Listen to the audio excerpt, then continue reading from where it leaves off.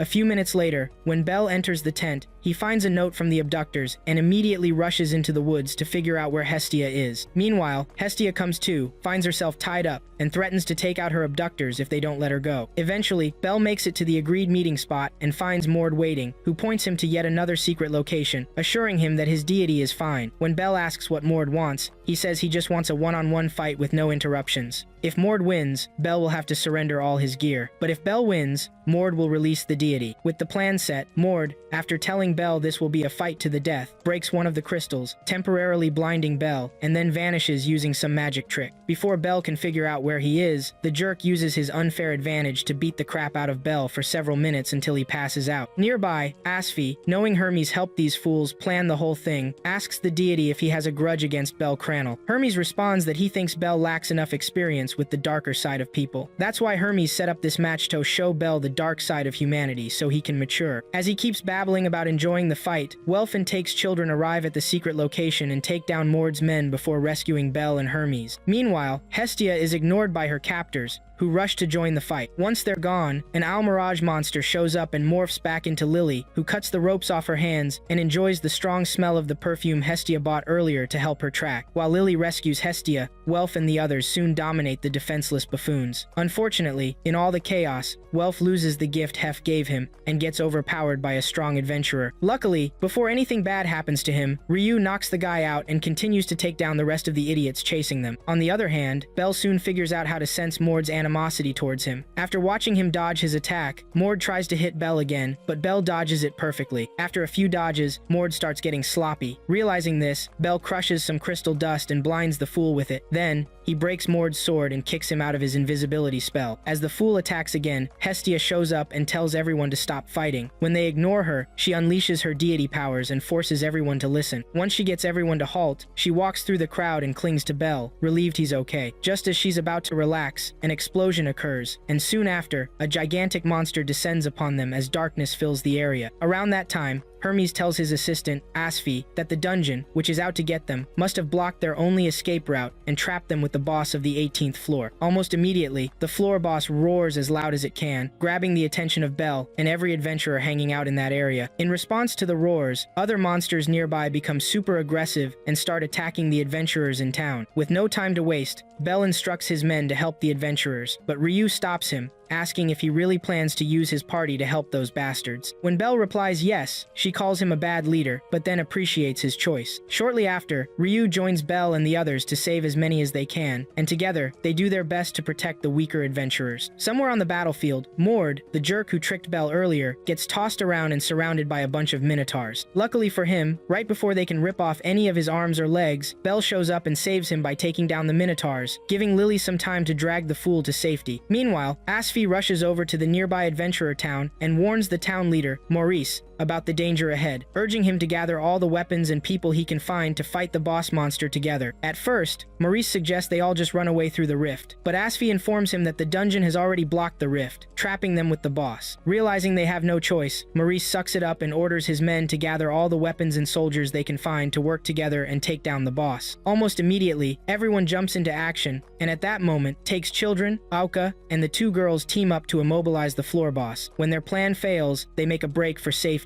Just then, the monster spots them and unleashes a sonic attack from its mouth. Before it can hit them, Welf arrives and uses his return to sender magic on the monster. Unfortunately, even that doesn't work, as the monster just conjures another attack. To protect Welf and the others, Ryo quickly slaps the monster's mouth, buying Welf enough time to get the others out of there. Soon after, Ryo zooms over to Asfi's position and tells her to work together so they can be decoys to distract the monsters while Belle and the other adventurers attack the monster's feet. Although Asfi doesn't like this plan, she goes along with it since she has no choice. As soon as Maurice understands the plan, he has the mages in his army cast the strongest spells they know. Meanwhile, his foot soldiers attack the monster's feet with everything they've got. After several minutes of following this strategy, the monster sees through their plan and targets the mages. Thankfully, though Maurice gets blown away from his position, several others are still there to protect the mages. After thanking them for their help, Maurice tells his men to go all out on the monster and make sure to kill it. The fighting goes on, with Belle saving one of the bald adventurers who would have been taken out by the boss's sonic blast. Right after saving the guy, Belle slashes at the monster's leg, leaving it a bit disoriented. By this time, the mages are ready to fire their spells at the monster. So, when the moment is right, Maurice gives them space to launch their attacks, and the mages hit the massive monster with everything they've got: fire, ice, lightning, and even water. For a moment, the giant monster falls in pain, but just as Belle and the others think they can relax and finish it off, the crazy giant gets back on its feet and regenerates all its lost body parts like a freaking vampire. As soon as it finishes regenerating, the Goliath monster wreaks havoc in the area, injuring Belle and several others. With the atmosphere glowing red, Belle, Asfi, Ryo, and a few others keep fighting any lingering monsters they can find. During the battle, Ryo tells Belle to handle the smaller monsters, so she and Asfi can buy enough time for the mages, who are still standing to cast another powerful spell on the Goliath. If that fails, she suggests they'll keep trying until they finally get it right, no matter how long it takes. After giving instructions, the girls leave Belle to deal with the other monsters and rush to confront the Goliath. While this is happening, Lily hurries over to Hestia and asks her to gather as many weapons as she can to use against the monster. Soon after, Hestia tells the men to get the supplies and then discusses a few things about Chigusa with Lily. Meanwhile, the girls keep distracting the monster so Belle and the mages can come up with a new attack plan. They soon realize they can't hold out much longer under these conditions. After a failed attempt to destroy its gem, the monster goes on a rampage, causing destruction in the area. At this point, Oka asks Chigusa to give him the shield she's holding so he can finally do something impressive as their leader. Initially, she refuses to hand it over, but after he gives her a motivational speech very much like Naruto's, she finally allows him a chance to step up. Moments later, Belle's Argonaut skill activates, and he steps in front of the monster,